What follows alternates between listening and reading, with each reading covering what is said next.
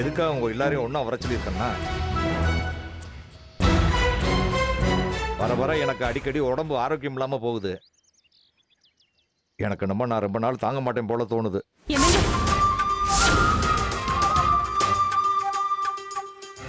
அப்பா, இன்னொரு தடவை இப்படி எல்லாம் பேசுனீங்க எனக்கு கெட்ட கோவம் வரும். இல்லம்மா, எனக்கு தோன்றத சொல்றேன். உங்களுக்கு ஒன்றும் ஆகாதுப்பா. நாங்கெல்லாம் இருக்கும்போது உங்களுக்கு எதுவும் ஆக விட மாட்டோம். அவர் ஏதோ புருடா விட்டுட்டு இருக்காரு, அது தெரியாம ஆளு ஃபீல் பண்ணிக்கிட்டு. நான் ரொம்ப ஆரோக்கியமா இருக்கும்போதே என்னோட கடமைகளை நான் முடிச்சிடணும்னு நினைக்கிறேன். அப்பா என்ன சொல்றீங்க? எல்லாருக்கும் சேர வேண்டிய சொத்துக்களை பிரிச்சு கொடுத்துறான்னு நான் முடிவு பண்ணியிருக்கேன் மீனாட்சி.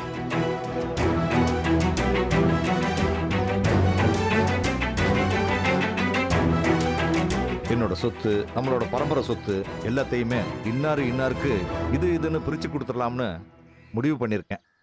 மேட்ரு கொஞ்சம் ஹெவியா இருக்கே. தம்பியார் என்ன பண்ண கத்திருக்காருன்னு தெரியலையே. என்னோட கூட பிறந்தவங்க மொத்தம் 3 பேர். நான், மீனாட்சி, சுதா, ரம்யா.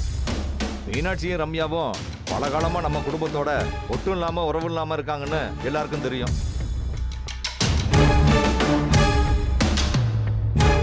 அவங்க இந்த குடும்பத்தை விட்டு பிரிஞ்சு போகும்போதே இந்த குடும்பத்துக்கும் எங்களுக்கும் எந்த சம்பந்தமும் இல்ல, எங்களுக்குன்னு எந்த சொத்துக்களும் வேண்டாம், எங்களை வாரிசா கருத வேண்டாம்னு சொல்லி எழுதி கொடுத்துட்டு போயிட்டாங்க. இது என் அம்மாவுக்கு தெரியும்.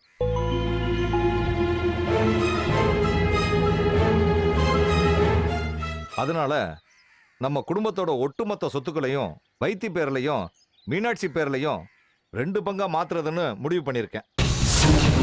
2 பங்கா? யாராருக்கு என்னென்ன சொத்துன்னு விவரமா சொல்றேன், கேட்டுக்க.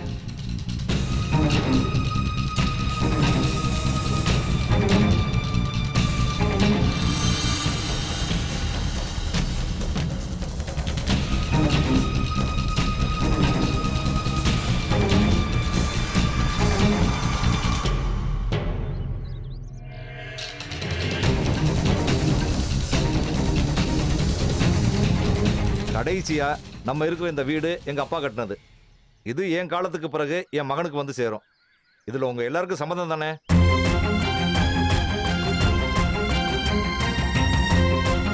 சுதா கொண்டு கொடுக்காம இருக்கானே. என்ன வைத்தி, உனக்கு எதுவும் ஆட்சேபம் இல்லையே? அப்படிலாம் ஒன்றும் இல்லைப்பா, எனக்கு சந்தோஷம். சரி மீனாட்சி, உனக்கு? அப்பா நீங்க எது பண்ணாலும் அதுல எனக்கு முழு சம்மதம் தான். சுதாவுக்குன்னு எதுவும் சொல்லாம இருக்காரே. வேற யாராவது எந்த கருத்தும் சொல்லணுமா? ஏதாவது குத்தங்குறை இருந்தா இப்பவே சொல்லிருங்க. எனக்குன்னு எதுவுமே இல்லையா அண்ணன்? அப்படி கேளு தங்கச்சி, இதைத்தானே நான் எதிர்பார்த்தேன்.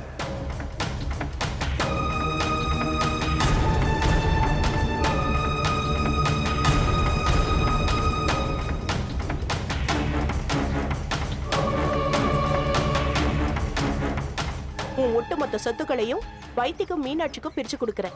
அதுல எனக்கு சந்தோஷம் தான். அத நான் இல்லைன்னு சொல்லல. ஆனா எனக்கு எதுவும் இல்லைன்னா எப்படின்னு?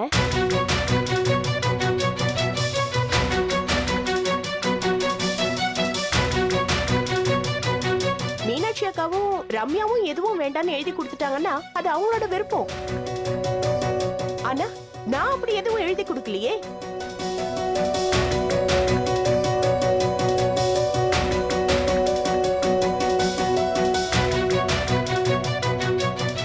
நானும் இந்த வீட்ல தான் பிறந்திருக்கேன். நான் பிறந்ததுக்காகவாவது நீங்க ஏதாவது கொடுத்திருக்கலாம்ல? ஏன் சுதா, இப்ப நீ என்ன கஷ்டப்பட்டுக்கிட்டா இருக்க? வசதி வாய்ப்போட நல்லா தானே இருக்க. உனக்கு எதுக்கு பரம்பரை சொத்து? என்ன நான் சீரழிஞ்சு போயிருந்தாதான் எனக்கு சொத்து தரணும்னு இருக்கா என்ன?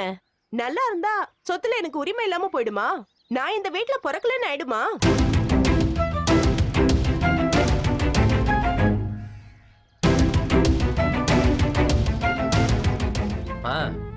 என்னம்மா நீ நம்ம கிட்ட இல்லாத சொத்தா? எதுக்கு நீ இப்படிலாம் பேசிட்டு இருக்க? நீ சுமார் வேட்டையா, உனக்கு ஒண்ணும் தெரியாது. உலகமே நமக்கு சொந்தமா இருந்தாலும் பிறந்த வீட்டுல தர பூர்வீக சொத்து மாதிரி வராது.